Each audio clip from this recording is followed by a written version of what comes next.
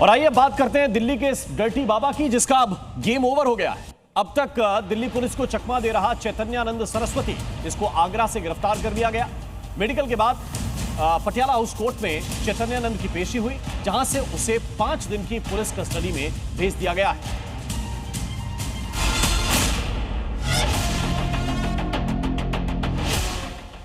पिछले कई दिनों से फरार चल रहा स्वामी चैतन्यानंद गिरफ्तारी से बचने के लिए लगातार अपने ठिकाने बदल रहा था, लेकिन यूपी के आगरा में उसकी कोई चालाकी काम नहीं आई और वो दिल्ली पुलिस के हत्थे चढ़ गया। पार्थसारथी उर्फ चैतन्यानंद सरस्वती की तलाश में इसी दौरान हमें कल एक रात में सफलता मिली, जिसमें कि आगरा के एक होटल में हमें मिल गया। इसको वहाँ पे आइडेंटिफाई किया गया तो पता लगा ये वही है, तो इसको वहाँ से अप्रीहेंड किया गया और अभी लाया गया और अभी इसके आगे केस में गिरफ्तारी डाल के इसकी पूछताछ की जाएगी। इसे पकड़ने के लिए दिल्ली पुलिस ने एक बड़ा तलाशी अभियान चलाया। दिल्ली पुलिस ने कई टीमें बनाई। ये बाबा के अड्डों पर लगातार छापेमारी कर रही थी। यूपी, हरियाणा और दिल्ली में डर्टी बाबा की तलाश में पुलिस जुटी थी।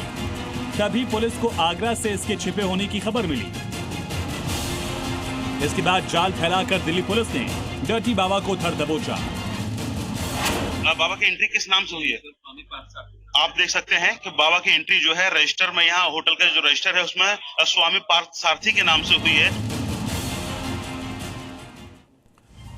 और आइए अब फटाफट आपको बता देते हैं इस डर्टी बाबा का पूरा कच्चा चिट्ठा क्या है। एक एक करके एक एक डिटेल आपको समझाते हैं। 1998 में शारदा पीठ का प्लॉट इसे आवंटित हुआ।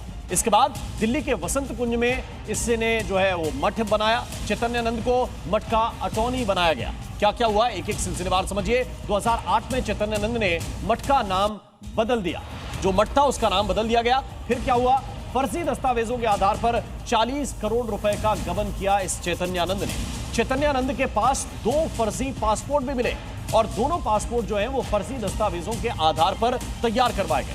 पहला जो पासपोर्ट है उसमें जन्म स्थान दार्जिलिंग दर्ज है, दार्जिलिंग में ये पैदा हुआ ऐसा लिखा है, और दूसरा जो पासपोर्ट है उसमें जन्म स्थान तमिलनाडु दर्ज किया गया है।